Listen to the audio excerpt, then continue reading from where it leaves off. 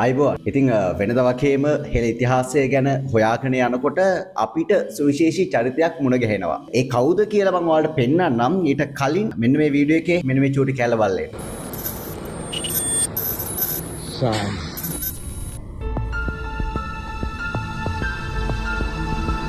ඔබ මේ නරඹපු වීඩියෝ එක ඔබට මම ඊට කලින් විරාජ් ලංසකාර වගේ Facebook page එකේදී දැම්මා මේ වීඩියෝ එක. බොහෝ අයගේ ප්‍රතිචාර තිබ්බා. අද මාත් එක්ක එකතු වෙලා ඉන්නේ සුවිශේෂී කෙනෙක්. අයිබෝනයි. ඉතින් මේ දවස්වල මොනවද වෙන්නේ? මොනවද විස්තර? මේ දවස්වල ගොඩක් රටේ කට්ටියට ආධ්‍යාත්මය කියන එක පුහුණු කරගෙන යනවා. මේ දවස්වල මම කරන්නේ පුළුවන් තරම් අපේ රටේ එළ ආධ්‍යාත්මික ක්‍රමය මතු කරලා ජාතියට මේ දේවල් ලබන්න. ඔබ කවුද? මොකක්ද ඔබේ නම, ගම, වයස, මේ වෙනකොට ඔබ පදිංචිය කොහෙද? පාසල් අධ්‍යාපනය කොහෙද? මගේ නම ඇවිල්ලා ජයසිංහගේ ගයන් ධනුෂ්ක. පාසල් අධ්‍යාපනය ලැබුවේ නුගේගොඩ සාන්තිජෝන් විද්‍යාලයේ. අමතරව මම දැන් අවුරුදු 22ක් ඉඳන් භාවනාව ප්‍රගුණ කරනවා. ඒකට මගේ පරම්පරාවෙන් ආපු ශාස්ත්‍රය තියෙනවා. ඉතින් ඒ දේත් එක්ක මම භාවනාව ප්‍රගුණ කරගෙන ගිහලා දැන් මට අවුරුදු 28ක් වෙද්දි.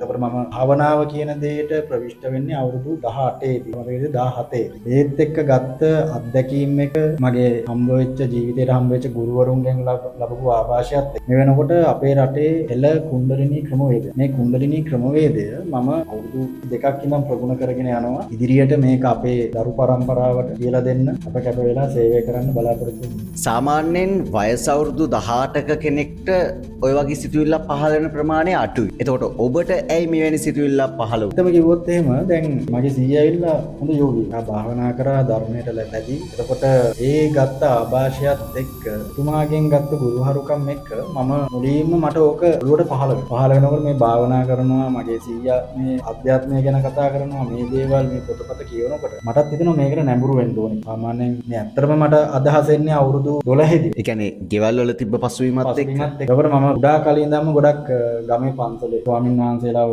ආශ්‍රය කරා, උන්වහන්සේලාගෙන් ගුරුහරුකම් ලැබුවා. ඒ එක්කම ඊට පස්සේ මට අවුරුදු 18 පාසල් අධ්‍යාපනයෙන් පස්සේ මම යනවා මේ දේ තවත් ප්‍රගුණ කරන්න. ගුරුවරු හොයාගෙන කැලෑවල ගිහිල්ලා භාවනා කරන්න පුරුදු වෙනවා. ඒ කියන්නේ ඔබ අධ්‍යාපනයට අමතරව අධ්‍යාපනය කරන්නේ නැහැ. ඔබට මේ පැත්තට අධ්‍යාත්ම ශක්තිය වගේ නාසික. ඔව්. දැන් මම ඇවිල්ලා ලොකුවට දැන් ඇත්තමකෝ දැන් අපි දැන් මම ආධ්‍යාත්මයේ ප්‍රගුණ කරන සහ පුහුණු කරන ගුරුවරයෙක් විදියට ගුරු කියන්න හොඳ නැහැ. මම පාසල් අධ්‍යාපනයේ එච්චර දක්ෂතාවයක් දැක්ුවේ නැහැ. කියන්නේ සාමාන්‍ය ශිෂ්‍යෙක්. පාසලේ හිටියත් සාමාන්‍ය දරුවෙක්. අධ්‍යාපනයට වැඩිය ගණන් කියන දේ එච්චර බෑ. විද්‍යාව කියන දේවල් ලොකුවට මම පැත්ත කරලා හිටියා. ඊට පස්සේ පාසල් අධ්‍යාපනයෙන් පස්සේ මම අර ගත්ත ආభాෂයත් එක්ක මම යනවා අනුරාධපුරේ රිවර්ස්ටන් ඔහොම ගිහලා භාවනා කරන්න. මේ වයස අවුරුදු 18 වයස සීමා 19 විතර ඒ කාලවල යනවා. ඊට පස්සේ දෙවෙනි ගුරුවරයා විදියට මට හම්බ වෙනවා. ඔයගොල්ලෝ ඔක්කොම දැකලා ඇති අර රුවන්වැලි මහසය ළඟ හිටගෙන භාවනා කරනවා වයසක ස්වාමීන් වහන්සේ. අර රුවන්වැලි මහසය අභියස ඉස්සරහ හිටගෙන ඉන්නේ පැය ගාණක් භාවනා කරන ස්වාමීන් වහන්සේ. කියන්නේ උන්වහන්සේ නම ඉංග්‍රීසි විජිතාව. ඊට පස්සේ උන්වහන්සේගෙන් ගුරුහරුකම් ලබනවා. කොහොමද උන්වහන්සේ මුණ ගැහෙන්නේ? දැන් ගුරුහරුකම් ගන්නත් ඔබට මුණ ගැහෙන්නේ කොහොමද? ඒ කියන්නේ මම රුවන්වැලි සෑයට යනකොට මට එතකොට අවුරුදු 19ක් වගේ අවුරුදු 20යි. යනකොට උන්වහන්සේ මට හමු වෙනවා. කියන්නේ රුවන්වැලි සෑය ළඟ භාවනා කරගෙන ඉන්නවා. එතකොට උන්වහන්සේව නැවත වාරයක් මම රුවන්වැලි සෑය කිට්ටුව නැවතිලා යාළුවෙක් උන්වහන්සේව හමු වෙන්න ඊට කලින් දවසේ යන උන්වහන්සේ වැඩ ඉන්න කුටිය කියලා තියෙනවා ඒ කිට්ටුවම තැන. එතකොට රාත්‍රී 8ට විතර මම ඉන්නකොට අර බෝඩ් එකක් ගහලා තියෙනවා මේ මාව හමු වෙන්න පුළුවන් 8න් පස්සේ එතකන් මම භාවනා කරනවා කියලා බෝඩ් එකක්. උන්වහන්සේ තනියමයි භාවනා කටයුතු කරේ. භාවනා කරුවා. ඊට පස්සේ දැන් උන්වහන්සේ මම ජීවිතේට හම්බෙලා නැහැ. උන්වහන්සේ මාව දැකලා කුටියේ දොර ඇරියට පස්සේ 8න් පස්සේ හරියටම උන්වහන්සේගේ දොර ඇරලා මට කියනවා ගයන්න ඇතුළට එන්න. කියන්නේ දැකලවත් නැහැ. කිසිම දවසක ඔබ දැකලත් නැතුව තමයි උන්වහන්සේ කතා කරන්නේ ගයන්න එන්න. මගේ නම කියලා ආමන්ත්‍රණය කරලා එන්න. මේ අනුරාධපුරේ ඔබට මතක ඇති මීට නුඹෝ දවසකට පෙර අවුරුදු කිහිපයකට පෙර අනුරාධපුරේ අර භාවනා කරපු ස්වාමින් වහන්සේ අර බොහෝ දෙනෙකු යනකොට හිටගෙන භාවනා කරපු ස්වාමින් වහන්සේ කෙනෙක් හිටියේ. අන්න ඒ උන්වහන්සේ ගැන තමයි මේ කතාව. ඔව් ගායන. ඔව් ඊට පස්සේ උන්වහන්සේගෙන් ඇතර මම මහාන වෙන්න තමයි මම අවසරය ගන්න. ඒ උන්වහන්සේ ඒ අවස්ථාවේ මට මහාන වෙන්න කියලා. අපි ඉගෙන ගන්න ඕනේ කියලා ඒ ගුරුහරුකම් ලබා දෙනවා. එතකොට උන්වහන්සේ ළඟ උන්වහන්සේට උදව් උපකාර කරගෙන මම ශාස්ත්‍රය ප්‍රගුණ කරගෙන භාවනා කරනකොට ඒ කියන්නේ මම මේ ඇස් දෙකට දකින උන්වහන්සේ පිළිගන්න කෙනෙක් පිළිගත්තා. මේක නොපිළිගන්න කෙනෙක් නොපිළිගත්තා. ඒක මට කිසි අදාළත්වයක් නැහැ. මට මාව සාක්ෂි රුවන්වැලි සෑය පල්ල. උන්වහන්සේ අඩියක් දෙකක් පාවෙලා භාවනා කරන මේ මගේ ඇස් දෙකට දැක්කා. මම උන්වහන්සේ ආශ්‍රය කරා. මේක ආందోලනාත්මක ප්‍රකාශයක්. මොකද මීට පෙර කිසිම මාධ්‍යයක කතා කරපු නැති දෙයක් ඔබ අද කතා කරනවා. ඒ කියන්නේ බොහෝ දෙනෙක් හෙව්වා මේ ස්වාමීන් වහන්සේ කවුද? කොහොම කෙනෙක්ද? මොන වගේ ආධ්‍යාත්මික ශක්තියක්ද මේ ස්වාමීන් වහන්සේට තියෙන්නේ කියන එක. ඒ කියන්නේ උන්වහන්සේ ඇවිල්ලා අර ගොඩක් ලෝක තලවල් එක්ක සම්බන්ධතාවයක් තියෙන කියන්නේ ආධ්‍යාත්මික මාර්ගඵල ස්වාමීන් වහන්සේ නමක් වුණා. උන්වහන්සේට ගෝල ස්වාමීන් වහන්සේ ඉඳලා තියෙනවද නැත්නම් උන්වහන්සේ තනියමද මේ භාවනා කටයුතු කරගෙන ගියේ? මෙහෙමයි. ඒ කියන්නේ උන්වහන්සේගේ ඉතිහාසය මම දන්නේ නැහැ. ඒ කියන්නේ මහාන වෙන්න පෙර ජීවිතේ එහෙම මම ලොකුවට විස්තර මම දන්නේ නැහැ. ඒ කියන්නේ මේ අතරතුර සම්බන්ධ වෙච්ච ඒ විස්තර ටික තමයි දන්නේ. එතකොට අවුරුදු දෙකක් එකහමාර උන්වහන්සේ ළඟ මම උන්වහන්සේ සමග කාලය ගත කරනවා භාවනාව ප්‍රගුණ. උන්වහන්සේ හම්බෙන්න යනකොට අඩි දෙකක් උඩට පැන්න එකලා භාවනා කරපු ඒ කතාව ඉඳන් කතා කරන්නේ. ඒ කියන්නේ උන්වහන්සේ අතරම හරි සිල්වත් ස්වාමීන් වහන්සේ. දවසට එක වේලක් දානය වළඳන්නේ. ඊට පස්සේ අනිත් දවල් වරුවේ ධර්මය දේශනා කරනවා. රාත්‍රිය ඒ කියන්නේ රාත්‍රී 12ට භාවනා කරන්න ගත් පාන්දර 5-6 වෙනකම් භාවකම ඉරියව්. එතකොට ඒ ආభాෂය තමයි මම එදා ඔබට කොහොමද හිතුනේ උන්වහන්සේ අර අඩි දෙකක් පැන්න එකලා භාවනා කරනකොට විශ්වාස කරන්න පුළුවන් වුණා? අවුරුදු 20ක පුද්ගලයෙක් හැටියට ඒ දවස්වල මට ඒක හරි අමුතු දෙයක්. ඒ කියන්නේ මගේ ඇස් දෙකට අදාහ ගන්න බෑනේ වගේ දැන්. මමත් මේ හැමෝම මේ කමෙන්ට්ස් වලින් බයිනවා වගේ මමත් ඇත්තට විශ්වාස නොකරපු. මේ දේවල් විශ්වාස නොකරපු කෙනෙක්. මම මේවා දැක්කට පස්සේ මගේ හිතේ ආසාවක් ඇති වෙනවා මේක මම ප්‍රගුණ කරන්න. ඒ ආభాෂය ගන්න මට තවත් අර 100ගෙන් ලැබෙනවට වැඩිය ගුරුහරුකමක් ලැබෙනවොත් මට සෑහෙන්නේ ඒක අර පුදුම දෙයක්. මේක මමත් උන්වහන්සේගෙන් දැන් ප්‍රගුණ කරනවා. උන්වහන්සේ කුණ්ඩලිනී පැත්ත කියලා දෙනවා, ධර්මයේ පැත්ත කියලා දෙනවා. ගොඩාක් උන්වහන්සේ ඉන්නේ භාවනා යෝගීවම තමයි කාලය ගත කරන්නේ. අවුරුදු කොහොම තපවත් වෙනකොට අපේ අවසනාවට උන්වහන්සේට 84ක් වගේ. උන්වහන්සේ කියන්නේ ලෙඩ වෙලා ඉබිලද උන්වහන්සේ අපවත් උනේ නැත්නම් කොහොමද? උන්වහන්සේ කොහොමත් මාස 2කට හෝ 3කට උඩදී මේ පණිවිඩයක් දෙනවා. ඒ කියන්නේ මම ඇතුළු තව ඉන්න උන්වහන්සේගේ ගෝලපාලයන්ට උන්වහන්සේ පණිවිඩයක් දෙනවා. මගේ කාලය අවසන්. පවත් වෙන්න මාස 3කට 4කට උඩදී. මම අතහරින්න ඕනේ මගේ කාලය අවසන්. හැබැයි කියපු පණිවිඩයේ දීපු දේ මම එලි කරන්නේ කොහොමද දුන්නේ කියලා. ඒක දීපු විදිහක් තියෙනවනේ අපිට. එතකොට උන්වහන්සේ කිව්වා වගේ මාස 5කට පස්සේ උන්වහන්සේ අපව. අපේ කරුමෙට කොහොමත් උන්වහන්සේගේ චිතකයවත් දල්වන්න මේ එවකට තිබ්බ රජයෙන් හරියට අනුමැතියක් දෙන්නේ රුවන්වැලිසෑය කියලා. එහෙම මේ ලංකාවේ පිරිසක් මේ ඉන්නේ. ඒක අනිවාර්යයෙන් අච්චර කියන්නේ යුග පුරුෂයන් වැනි පුද්ගලයන් පහළ වෙලා දැස් දෙකටම දැකලා උන්වහන්සේලාගේ ඒ භාවනා ආධ්‍යාත්මික ශක්තිය නිලට පැන නැගිච්ච විදිය පවා එවැනි උන්වහන්සේලාට උන්වහන්සේලාගේ චිතකය පවා දල්වන්න එකල්හි රජයේදී අවස්ථාවක් ලැබුණේ නැහැ කියන එකද ඔබ කියන්නේ? ඔව් මාරින් සාක්ෂි මම සාක්ෂි. මොකද ඒක සමාජ මාධ්‍ය ඔස්සේ ලොකුවට කතා කරනවා. ඒතර මේ චිතකයවත් දල්වන්න හරියට එතන ඒ සෑය අපි කිව්වට පස්සේ ඒක දල්වන්නවත් එතන අවසර දෙන්නේ නැහැ. ඒ තරමටම අපේ රටේ මිනිස්සු පිරිහිලා මේ වෙනකොට. ඊට පස්සේ උන්වහන්සේගේ පවත් වීමෙන් පස්සේ මම රිවර්ස් කරනවා. රිවර්ස් කරන මානිගල මම බා. ඒ කියන්නේ ඔබ දන්න කවුරු හරි යෝගි කෙනෙක් ගාවටද යන්නේ? නෑ මම යන්නේ තනියම බා. ඒ කියන්නේ ඔබ ඒ වෙනකොට අර ස්වාමීන් වහන්සේගෙන් කමඨහන් ලබාගෙන ඉවරයි. ඔව් කමඨහන් ලබාගෙන ඉවරයි. ඊට පස්සේ මම යනවා රිවර්ස් කරනවල භාවනා කරනකොට. ඔය වගේ ගොඩාක් ස්වාමීන් වහන්සේලා කියන්නේ තව ස්වාමීන් වහන්සේ කෙනෙක් මගේ ජීවිතේට මම ඇස් දෙකට දැකලා තියෙනවා. උන්වහන්සේගේ පිට වලහැග්ගේ පහරකට ලක් වෙලා තුවාල වෙච්ච ස්වාමීන් වහන්සේ කෙනෙක්. එළියට එන්නේ නැහැ. මිනිස්සු වාසයක් නැහැ. උන්වහන්සේ වඩිනකොට යන්නේ අඩි 2ක් විතර උඩි. ඒ වලහා ගහපු ස්වාමීන් වහන්සේ කියලා කියන්නේ. වෙස්ටර්න් වල පැත්ත පොඩ්ඩක් ප්‍රසිද්ධ. ස්වාමීන් වහන්සේ නම කාත් එක්කවත් කතා නැහැ. මමත් සෑහෙන උත්සාහ කරා ඇත්තටම මාත් එක්කවත් කතා කරන්නේ නැහැ. ඒ කියන්නේ අපි භාවනා කරනකොට ඒ අවට ළඟින් යනවා යරෙන්න කියන්නේ අර තේරෙනවා යටින් සෙවනල්ල වැටෙනවා. අඩි 2ක් විතර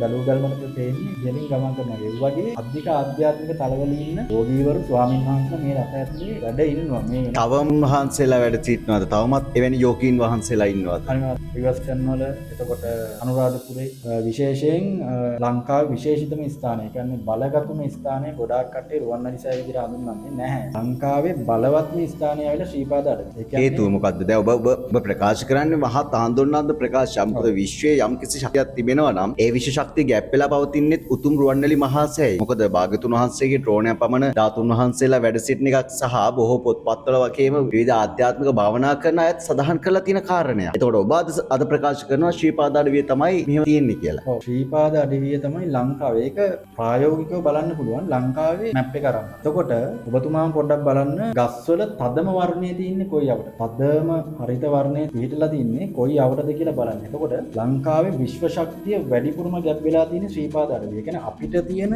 හිමාල කඳු මුදුන තමයි ශ්‍රීපාද. ඕනම රටක පවතිනවා ආධ්‍යාත්මික කන්දක් පවතින. එතකොට ස්විට්සර්ලන්ඩ් වලත් තියෙනවා ආධ්‍යාත්මික. ඒගොල්ලෝ නමස්කාර කරන ආධ්‍යාත්මික කන්ද. එතකොට ඉන්දියාවට තියෙනවා හිමාල කන්ද. තියෙන්නේ ශ්‍රීපාද. එතකොට යම් කිසි කෙනෙක් කිව්වොත් දැන් මම මේකට ඔබට මේ වෙනකොට පහල කමෙන්ට් සෙක්ෂන් එකේ විවිධ අය පහල කමෙන්ට් සෙක්ෂන් එකේ දානවා. දැන් මේ මෙයා කියන්නේ ගයන් කියන්නේ බොරුවක් මෙහෙමයි නැහැ කියලා. දැන් ඔබ ප්‍රකාශ කරන්නේ මහත් හාත්පස වෙනස් කතාවක්. ඇයි එහෙම ප්‍රකාශ කරන්නේ? හේතුව ප්‍රකාශ කරන්නේ. නෑ මෙහෙමයි. රුවන්වැලිසෑයේ ශක්තියක් නැහැ කියන්නේ නෑ. රුවන්වැලි මහසෑයේ ශක්තිය තියෙනවා. හැබැයි භාවනාවට සුදුසු තැන ශ්‍රීපාද අඩවිය. භාවනාවට අධිකවම ශක්තිය යබ්බෙලා තියෙන ශ්‍රීපාද. ඒ කියන්නේ ලංකාවේ සිටින ගොඩාක් යෝගීවරු වැඩි ශ්‍රීපාද අඩවිය. ඒකට මාර්ගඵල ස්වාමින් වහන්සේලා වැඩි සිටින්නේ ශ්‍රීපාද අඩවිය. ලෝකේ පළවෙනි කතෝලික ආගමෙත් වෙනවනේ නේද? ආගම් සහයව මේ කියන චරිතය. එතකොට චරිත දෙක ලෝකෙට බිහි වෙන්නේ ශ්‍රීපාද. ඒක ආගම් සහයව නෙමෙයි අපි කියන්නේ. අපි කියන චරිත දෙකකුත් ඉන්නවා ලෝකෙ පළවෙනියෙන් වෙන. ඒ චරිත දෙක මේ ශ්‍රීපාද අඩවියෙන් තමයි එන්නේ. ලෝකෙ පළවෙනි සාක්ෂි මොනවද තියෙන්නේ? දැන් ඔහොම ඉදිරිපත් කරනකොට කොහොම සාක්ෂි මොනවද? මේමයි සාක්ෂි කියන එක දැන් කල්ප ගානක් මේක මෙව වෙලා කල්ප ගානක් අඩි කොට ගානක් පොළොවට සාක්ෂි නැහැ. හැබැයි ඉතිහාසයේ හැම රටකම බලන්න. ඒ කියන්නේ හොඳම උදාහරණය තමයි දැන් අපේ රටේ රාවණ පිරිසක් කියනවනේ. දැන් ඒතකොට ගයන්න ඔබ කියනවා මේ රාවණ ශක්තියත්මක ශ්‍රීපාද අඩවියත් එක්ක සම්බන්ධ වෙනවා කියලා. තව මේ විවිධ ආගම් වල ශීර්ෂ නායකයින් කීප දෙනෙකුත් ඔය ආධ්‍යාත්මික ශක්තිය වෙනවා ශ්‍රීපාද අඩවියේ බිහුණා කියන කාරණයක් මොකක්ද ඒ කාරණේ? ඔව් දැන් ඕක ගත්තොත් එහෙම අපි ඉතිහාසය රඩි කරලා බලන්න ඕනේ. මේ ලංකාවට ආවේනික ඉතිහාසය පමණක් නෙමෙයි. මේක ලෝක ඉතිහාසය බලන්න ඕනේ මුළු ලෝකයක්. ඒකෝර දැන් කතෝලික කට්ටිය ආදම් සායවා කියලා කියනවනේ. ඒ වගේ අපෙත් කියනවා මේ සූර්ය කට්ටිය මේ කුමරු මේ චන්ද්‍ර කුමරිය ඒ කට්ටිය එන කතන්දරයක් උතන ලොකුවට තියෙනවා. එතකොට මේක ඉතිහාසයට ගත්තොත් එහෙම ඔය මේ ඉතිහාසයේ අර ඊජිප්තුවේ තියෙනවා රා දෙවියන් අදහන. එතකොට අපි සූර්ය වාංශික පෙළපත කියලා තියෙනවා. එතකොට චීනේ තියෙනවා. ජපානයේ ඉන්දියාවේ මේ එකම හිස්ටරි එක මේ එකම පෙළපත් තමයි විහිදිලා තියෙන්නේ. හොඳම උදාහරණය තමයි අර අපේ රටේ කියනවනේ හෙන කඳය සතෙක් ඉතිහාසයේ සඳහන්. එතකොට මේ හෙන කඳයා ඒ භාෂාව ඈතට විහිදෙනකොට හෙන කඳයා හෙන කන්දා හෙන කණ්ඩ ඇනකොණ්ඩා. ඒක කතාවේ. ඒ ඇනකොණ්ඩා තමයි මෙහෙට හෙන කඳයා හෙන කන්දා. හෙන කඳ කියන අපේ රටේ ඇනකොණ්ඩා කියන සත්වය ඉඳලා තියෙනවා. ගවරත් ඉන්නවනේ. ගවරත් ඉඳලා තියෙනවා. වෙනවා ගවර මිල කියලා. ඔය ධනවහරෙන් ඕක කටින් කට එන්නේ නිකන් නෙමෙයි. එතකොට ඉතිහාසයේ සඳහන් වෙලා තියෙනවා මේ සතය ඇවිල්ලා අධික කලාකාරී තත්ත්වයක් මේවා කනින්ද ඒ සතාව අඩයන් කරලා වඳ කරනවා. ඒ වගේ මේ ඉතිහාසය මේ ලෝකෙටම විහිදිලා ලෝකයේත් එක්ක කනෙක්ට් වෙලා. එතකොට මම රටකම අර ආධ්‍යාත්මික කන්දක් තියෙනවා වගේ මාල කඳු මුදුනක් තියෙනවා වගේ අපේ රටේ ඇවිල්ලා අධිකම ආධ්‍යාත්මික ශක්තිය පිහිටලා තියෙන්නේ ශ්‍රීපාද අඩවිය. දැන් රුවන්වැලිසෑය හා සමානමයි සෝමාවතී චෛත්‍යරාජන් වහන්සේ. සෝමාවතී චෛත්‍යරාජන් වහන්සේ එකට දැකලා තියෙනවා ආලෝක විහිදුවනවා නේද? ඒ වගේ ප්‍රාතිහාර්ය මිනිස්සු ඇස් දෙකට දැකලා තියෙනවා. එතකොට අබේගිරියත් එහෙම. අබේගිරිය චෛත්‍යය හොඳට රුවන්වැලිසෑය වගේ හැදිලා අස්සනට ආවනම් මේවත් අධික ශක්තියින් තියෙන තැන. හැබැයි මේ හැම එකක්ම කනෙක්ට් වෙන එකම මධ්‍යස්ථානය තමයි බේස් එක තමයි ශ්‍රීපාද අඩවිය. ශ්‍රීපාද අඩවිය තමයි අර ලංකාවේ පාෂාණයේ හරි මැද තමයි ශ්‍රීපාද. ශක්ති ගලණය උඩ පල්ලෙහා යන්නේ මෙන්න මේ හරහා තමයි ලංකාවට ශක්තිය ලැබෙන්නේ. ආධ්‍යාත්මික ශක්තිය ලංකාවට වැටෙන මධ්‍යස්ථානය තමයි ශ්‍රීපාද. ඒකද බොහෝ දෙනෙකු ඔය භාවනා කරන්න ශ්‍රීපාද අඩවියට යන්නේ. අනිවාර්යෙන් ගොඩාක් කට්ටිය ඒ කියන්නේ තපසට යනවා නම් අනිවාර්යෙන් ශ්‍රීපාද අඩවිය. කොට අනිත් ස්ථානය තමයි සිංහරාජ අඩවිය. දැන් එතකොට ගයාන් මේ ඔබ ශ්‍රීපාද අඩවියට යනවා දැන් අපේ අනුරාධපුර භාවනා කරපු ස්වාමින් වහන්සේ අපවත් වුණාට පසුව. ශ්‍රීපාදයට නෙමෙයි ඊට පස්සේ මම කියන්නේ මුලින්ම යනවා පස්සේ යනවා රිවර්ස් කරනවා. කොට හන්තාන් වගේ ලංකාවේ කියන්නේ එක තැනක කියලා නේ. මම සංචාරයක. ඒ කියන්නේ ඔබට නිකන් හිතෙනවද යන්න එහෙම නැත්නම් කොහොමද? ඒ කියන්නේ එක තැනක මට අවශ්‍යයි ලංකාවේ ඔය ශක්තියින් පිහිටලා තියෙන තැන තියෙනවා. ඒ තැන්වල භාවනා කරන්න ඉතාලම මට තියෙනවනේ අම්මක් තියෙනවා කියලා කියන තරුණ කාලේ මම හොයාගෙන යනවා මේ දේවල් හොයාගෙන ගිහිල්ලා අර රසය විඳින්න හරි ආසාවක් මේ දේවල්. දැන් ඔබ වයස අවුරුදු 18 දී තමයි මේ භාවනාව කියන එකට ආසාව ඇති වෙන්නේ. භාවනාව කියන එකට ආසාව ඇති වෙන්නේ දොම කාලේ. මේ තමයි තරුණ කාලේ. මොකද මිනිස්සෙක් එක්ක යාළුවෝ එකතු වෙලා ආතල් දාන කාලේ ෆන් එකේ ඉන්න ඕනි කාලේ. හැබැයි ඔයාගේ යාළුවන්ගෙන් බාධා වෙන්නේ නැද්ද? දේවල් වලින් බාධා වෙන්නේ නැද්ද? මේ ගමන යන්න එපා කියලා කිව්වේ නැද්ද? මොකක්ද උනේ? නෑ මෙහෙමයි. භාවනාව කියන්නේ ආධ්‍යාත්මික පුද්ගලයා කියන්නේ දැන් මම මේ වැඩසටහනට හෝ භාවනා වැඩසටහනකට ඉන්නකොට මම මේ වගේ ස්වඳුමක් ඇඳලා මේ ස්වභාවයෙන් ඉන්නේ. ආධ්‍යාත්මික කෙනා මේ ස්වභාවයෙන් ඉන්නේ නැහැ. ඒක බොරු කතාවක්. ආධ්‍යාත්මික කෙනා ලස්සනට අඳිනවා කරනවා. දැන් මම විලාසිතා කරනවා. මම කොණ්ඩේ වැව්වේ කවුරු හරි මොකටද කියලා ඇහුවොත් මම කොණ්ඩේ වැව්වේ විලාසිතාවට සහ මම ශීර්ෂ භාවනාව කරනකොට මේ මෙතන තියෙන සහස්‍රක චක්‍රය තියෙනවා මේ නිලේ. මෙතන හරි සියුම්තර වැලි කැටයක් එම වුණාම හරි අමාරුයි අපි ඔළුවෙන් හිට ගන්න. භාවනා ශීර්ෂ භාවනාව. කියන්නේ භාවනාවේ තියෙනවා දොළුවේ හිට ගන්න ඕනේ නැත්නම් යෝගී භාවනාව කරනකොට ඒ ශක් වඩනකොට එහෙම කරන්න ඕනේ. ඔව් ඒ කියන්නේ දැන් ශීර්ෂ භාවනාව කරනකොට අපි හිසෙන් හිටගත්තාම ශරීරයේ තියෙන ලේ ඔක්කොම මොළයට ගමන් කරනවා. මේ මොළයට ගමන් කරනකොට මොළයේ තියෙන නියුට්‍රෝන ඔක්කොම හැදෙනවා. බැලන්ස් වෙනවා, රිලැක්ස් වෙනවා. එතකොට නැවත අපි ඉඳගත්තට පස්සේ තියෙන සංවේදීකම අපිටම දැනෙනවා. මේ භාවනා ක්‍රම මේවා නිකන් අහක දාන ක්‍රම නෙමෙයි. මේ යෝගීවරු අවුරුදු 5000කට 6000කට 10000කට උඩදී කරගෙන ආ ක්‍රම වේ. මේවා අපිට නැහැයි බෑයි කියලා බැහැර කරන්න බෑ. මතක ශක්තිය වර්ධනය කරන්න මේකට දිව්‍ය ප්‍රත්‍යක්ෂ ඖෂධයක් තමයි ශීර්ෂ භාවනාව. අර ඒ කාලේ අපි කියන්නේ ඔබ පාඩම් කරපන් ඔළුවෙන් හිටගෙන කියලා කිය. ඔළුවෙන් හිටගෙන හරි කමන්නේ ඔබ ඕක මතක තියාගනින් කියලා. දැන් ඕකත් එක්ක සම්බන්ධතාවයක් ඇතිනේ නේද? ගයා. ඔව් ඒ කියන්නේ අපේ පැරණි මුතුන් මිත්තෝ දැන් හොඳම උදාහරණය තමයි දැන් අර ඔබතුමා කිව්වා වගේ අපේ ළමයි දැන් අද කාලේ වයස කෙනෙකුට නාකියා කියලා විහිළුවක් නාකියා. කොහොම කියනවනේ? මේ නාකියා කියන වචනේ එන්නෙම ඔක පදවිය. ඍෂිවරුන්ට දෙන පිය පදවිය. ඒ කියන්නේ ඍෂිවරුන්ගේ පිය ඍෂිවරු වෙනවා. ඒ කියන්නේ චක්‍ර 7ට වැඩිය අවදි කරගත්තු. චක්‍ර ඔක්කොම 108ක් තියෙනවා. චක්‍ර 108ක් කියන්නේ අපේ ශරීරයේ තියෙනවා එකම නාඩි පාරම්පරික වෙදකමේ කියනවා නාඩි 72000. එතකොට මේ නාඩි 72000 පාලනය වෙනවා දස නාඩි කියලා අපේ පැරණි ඉන්ද්‍රජනී ක්‍රමවේදයේ පාරම්පරික හෙළවෙදකමේ කියනවා නාඩි 10ක්. බොහෝ දෙනෙක් කියන්නේ 7ක් කියලා. ප්‍රිය චක්‍ර 7ක් කියන්නේ. ඒක ඉන්දියානු ක්‍රමවේදය. එතකොට ප්‍රිය චක්‍ර 7ට අමතරව මව් චක්‍ර 4ක්. එතකොට ඊට අමතරව අපි කියනවා දැන් ඉන්දියන් කට්ටිය නාඩි 3කින් තමයි ඒගොල්ලෝ භාවනා කරන්නේ ශක්තිය අවදි කරගන්න. කියන්නේ භාවනා කරනකොට චක්‍ර අවදි කරගන්නවා කියලා 7ක් තියෙනවා කියලා. හැබැයි ඔබ කියනවා 10ක් තියෙනවා කියලා. මොකක්ද ඒ අරුපේ? ඒතරම මේ අපේ හෙළ පාරම්පරික කුණ්ඩලිනී ක්‍රමවේද මම කතා කරන්නේ ලංකාවේ. එතකොට මේ යෝග ක්‍රමවේදය තමයි මේකට කියනවා ඉෂ්ඨානිෂ්ඨා පිංගල ශාස්ත්‍රය. එහෙම නැත්නම් අද අවාසනාවට ඉන්දියාවට ගිහිල්ලා තිනවා ක්‍රියායෝග. ඒ රටෙන් තමයි බාබාජීතුමත් ලංකාවට ඇවිල්ලා ක්‍රියායෝගය ඉගෙන ගන්නේ. ලංකාවට ඉන්දියාව. ඒකට බෝගනාථ ඍෂිවරයා. ඒ රටේ ඍෂි පරම්පරාව තමයි නාථ ඍෂි. එතකොට නාථ ඍෂිතුමාම බෝගනාථ ඍෂිතුමාම තමයි චීනෙට ගිහිල්ලා දූත මෙහෙවරකට ලාओස් විදියට පරකාය ප්‍රවේශයෙන් නැවත උත්පත්තියක් ලබන්නේ ඕපපාතික උත්පත්තියක් ලබන්නේ ලාओස් ලංකාවේම බෝගනාථ ඍෂිවරයා. එතකොට අද අවාසනාවට ක්‍රියායෝග ගිහිල්ලා තියෙන්නේ ඉන්දියාව. වුණ්ඩ විදියට ගන්නේ බාබාජීතුමා ක්‍රියායෝගේ නිර්මාතෘ. එතකොට ඉන්දියන් කට්ටිය ගන්න ඉඩා පිංගලා සුසුම්නා කියලා ප්‍රධාන නාඩි 3යි. ඒගොල්ලෝ කියන්නේ ඕම්. හැබැයි ලංකාවේ පැරණි හෙළයා නාඩි 10ක් ගැන කතා කරනවා. ඉඩා පිංගලා සුසුම්නා හරිවා යශස්කිනී අලම්පුජා කුහු ශක්තිනී කියලා මේ වගේ නාඩි 10ක්. එතකොට පොඩ්ඩක් හිතන්නකෝ ඉන්දියන් කට්ටිය නාඩි 3කින් වැඩ කරනකොට අපේ කට්ටිය නාඩි 10ක් වැඩ කරනවා. මාර ශක්තියක් ගැප් වෙලා ඇති. එතකොට රාවණගේ හිස් 10 ගැන. දැන් ගොඩක් කට්ටිය කියන්නේ ඔය රාෂ්ට්‍ර 6යි බෙද 4යි කියලා ඒකත් මම තමයි මුලින්ම කිව්වේ අවුරුදු 7කට උඩදී. කියන්නේ අවුරුදු 7කට උඩදී ඔබ කරපු වැඩසටහනකදී. මම මගේ ලොකු Facebook page එකක් ඒකේ පෝස්ට් එකක් ෂෙයා කරනවා රාවණගේ හිස් 10 අර්ථය ගැන. කොට ඊට පස්සේ තවත් ඇඟවිච්චම යථාර්ථය තමයි මේ වේද 4යි ශාස්ත්‍ර 6යි එක ගත්තොත් ඒ ඇතුලේ තියෙන සූසට කලාව. එතකොට මේ ඔක්කොම ගැබ් වෙලා තියෙන්නේ මේ නාඩි 10 අර මං කිව්වා ඉදා පිංගලා සුනා ගාන්ධාරි හස්තජීවා උෂා යශස්කිනී අලම්බුජා කුහු ශක්ති මේ නාඩි 10. එතකොට මේක ප්‍රාණවායුවත් ගන්නවා ප්‍රාණ අපාන සමාන වියාන කියලා. මෙහෙම ප්‍රාණ ශක්තියත් පහකට බෙදෙනවා. තව උපප්‍රාණ ශක්තිය කියලා බෙදනවා. මේ දේවන්ත වායුව, ක්‍රූකර වායුව, ධනංජය වායුව කියලා මෙන්න මේ වගේ තවත් පහකට බෙදෙනවා. එතකොට ඉන්දියන් කට්ටිය ඕම් කියද්දි අපි ඕන් කියලා කියන්නේ. ඕම් කියන්නේ ඕ යන්නයි බින්දුව. බින්දුව. ඒ කියන්නේ දැන් ඉන්දියන් කට්ටිය ඕම් කියලා ගන්නවා. අපි ඕන් කියලා දෙනවා. ඔන්න ගණින් කියන ශක්තිය දෙනවා. ඒකයි අපේ තියෙන විශේෂත්වය. එතකොට දෙවියන්ට තියෙන්නේ එක නාඩි. කුමක් හෝ ඉඩා හෝ පිංගලා හෝ එක නාඩි. මිනිස්යාට තියෙනවා නාඩි 10යි. එතකොට චක්‍ර තියෙනවා ඔක්කොම 108ක් විහිදෙනවා උඩට. ඒ 108 ගත්තොත් එහෙම උඩම චක්‍රය ගෝල් චක්‍රය කියලා කියනවා. ඒකට කියන ධර්ම. ඒක ලෞතුරා බුදු කෙනෙක්ම පමණ අවබෝධ කරගන්න. ඒ ශක්තිය ළඟා කරගන්න. ලෞතුරා පහළ වෙන බුදු කෙනෙක්ම පමණ. ඒ ශක්තිය අවබෝධ. එතකොට දැනගමු මේ රටේ හෙළයාට කොච්චර ශක්තියක් තියෙනවද?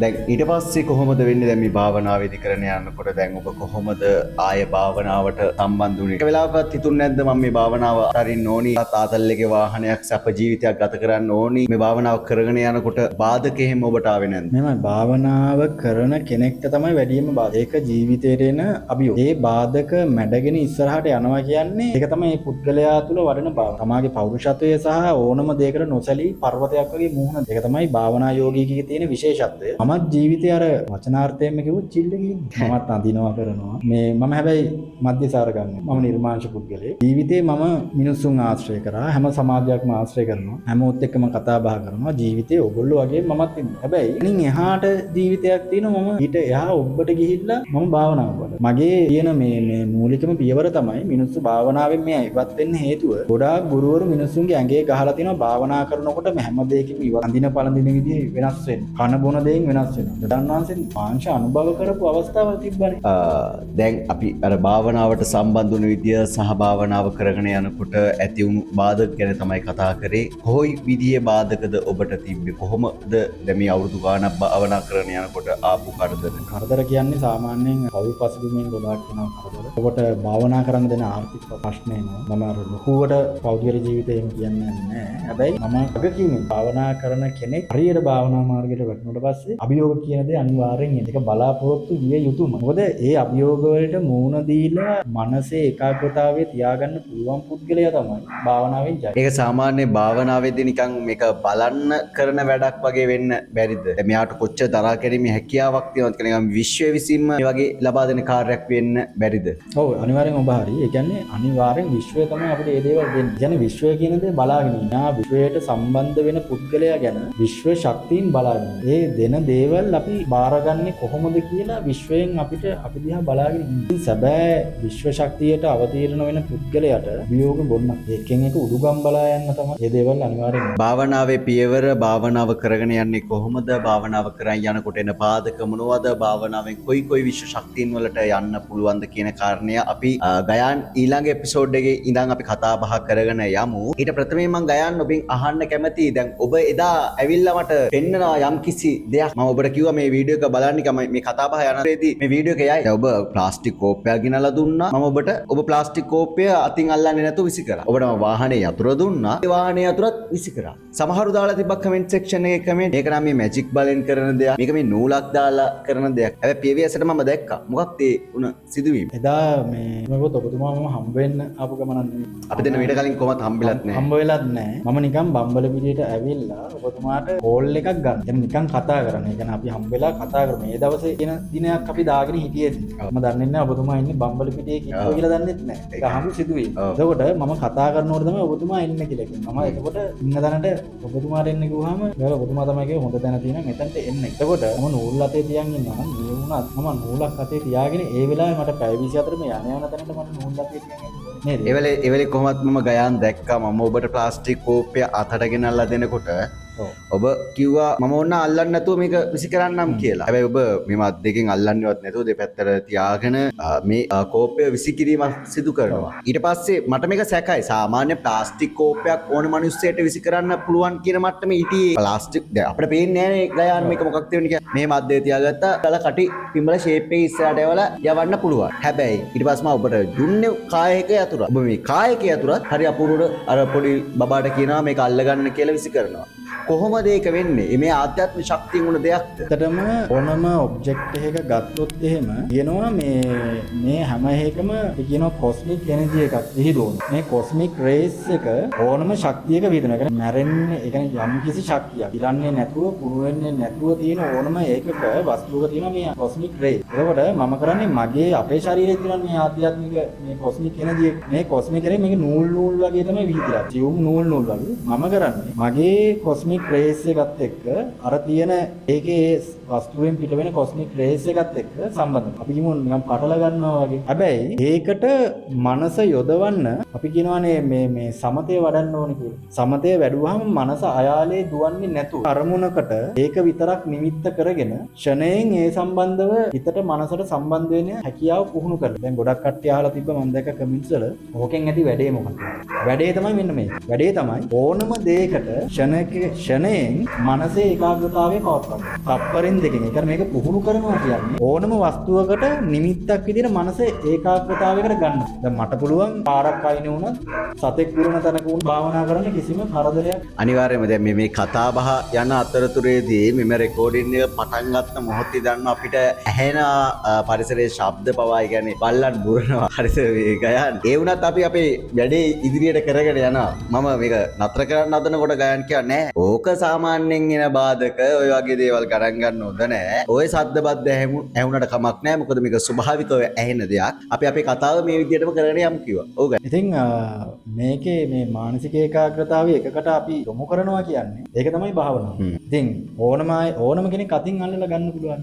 පොඩි ළමයෙකුට උනත් ඕන දෙයක් අතින් අල්ලලා ගන්න පුළුවන්. ඉතින් එක පැත්තකින් මම සතුටු වෙනවා. ඕනම දෙයක් අතින් අල්ලන්නේ නැතුව ගන්න පුළුවන් තැනකට මම ඇවිල්ලා. ඒ ආධ්‍යාත්මික භාවනා කර අවුරුදු 22 ගත්ත ප්‍රතිඵල. මෙහෙමයි. ඊට වැඩිය දේවල් මම කරලා තියෙනවා. මම දැක්කා ඔබේ සමහර වීඩියෝස් තියෙනවා ප්ලාස්ටික් කෝප්ප පවා නමනවා, ප්ලාස්ටික් බෝතල් නමනවා, ඊට පස්සේ ගිනි ජාලා මවනවා. ඒක මේක ප්ලේ කරනවා නම් හොඳයි. ඉතින් අර තව දේවල් කරන්න පුළුවන්. හැබැයි මේ මොන දේ කරත් භාවනාව කියන එක කෙනෙක්ගේ හිතේ සමාධිය තමයි වටින්නේ. අපි යම්කිසි මේ සසරෙන් එතර වෙන්න වන කරා යනවා නම් මාර්ගඵල තරණය කරගෙන යනවා නම් ඒක තමයි අපේ තියෙන විශේෂත්වය. එතකොට මේ දේවල් මම පෙන්වන්න ගත්තේ මිනිස්සු ඇව්ව අවුරුදු 22ක් භාවනා කරලා ඔබ ලබපු දේ මොකක්ද කියලා මගෙන් ප්‍රශ්න කරන්න.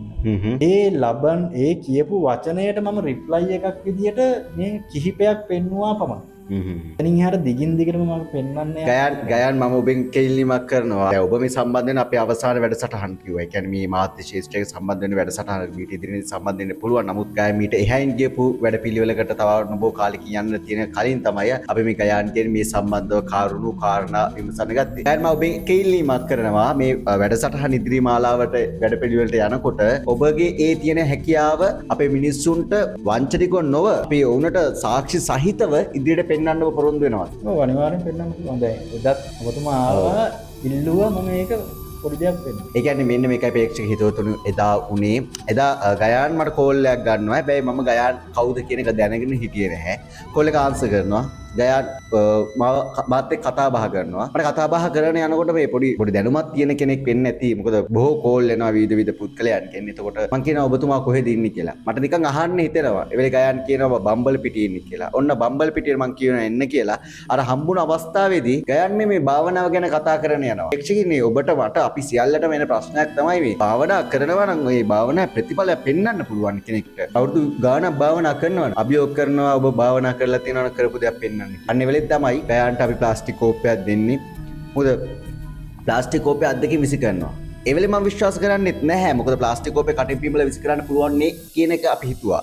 හැබැයි ඊට පස්සේ කායයක යතුරු අදිනවා. ඝන වස්තුවක්. ওই කායයක යතුරු අද්දකින් අල්ලලා මේ ගයාන් මේක සිකිරීමක් සිද්ධ කරනවා. ඉතින් ඒ සුවිශේෂී කාරණය එල්සේ විසි කරද්දී මම ගයාන්ගෙන් කියනවා ගයාන් මම මේක වීඩියෝ කරනවා. මට මේක වීඩියෝ කරලා මේක සමාජ මාධ්‍යයට දාන්න ඕනේ. ඒ නිසා මම මේක වීඩියෝ කරන්නේ මොකද මේ ආධ්‍යාත්මික ශක්තිය වඩන බොහෝ පිරිසක් ඉන්නවා. එයාගේ ශක්ති ප්‍රභවයන් ගැන කතා බහ කරන්න ඕනි නිසා මම මේක වීඩියෝ කරනවා කියලා කිව්වා. ඉතින් ඒ නිසා තමයි මම මේ වීඩියෝ කරලා ඉවරලා සමාජ මාධ්‍යයට මේක ප්‍රචලිත කරේ. ප්‍රේක්ෂකින්නේ ඔබට මොන ආකාරයකට මේක බාර ගන්න පුළුවන් ඒක ඔබේ කරන මතය අනුව එදා ඇත්ත සිද්ධිය මොකක්ද කියන එක තමයි පෙන්වන්නේ. මෙවැනි ආධ්‍යාත්මික ශක්තියින් තියෙන පුද්ගලයන් තවමත් මේ ලංකා දීපය තුල සිටින බව තමයි අපි ඔබට මතක් කරේ. ගයාන් බෙහෙවින්ම ස්තුතියි. අපි ඉදිරියේදී ඔබත් සමග මේ සම්බන්ධව තව දුරට භාවනා සම්බන්ධ කරුණු ආධ්‍යාත්මික ශක්තිය ගැන කරුණු සහ එළ දීපය ගැන කරුණු සහ මෙතෙක් අනාවරණීය නොවුණු විශේෂ කරුණු කිහිපයක් ඉදිරි වැඩසටහන් වලදී අපි කතා බහ කරන්න සූදානම්. බොහොමත් ස්තුතියි ගයාන්. ඔයාලගේ වැඩසටහන මේ කරන කාර්යය දිනුවෙන් වෙලා මේ සමාජයට මෙහෙවරක් කරන්න ලැබේවා, ශක්තිය ධෛර්යය ලැබේවා කියන ප්‍රාර්ථනා කරනවා. සුදනාර්ම පෙරවන් සර්ණයි. ස්වස්ති සිද්ධ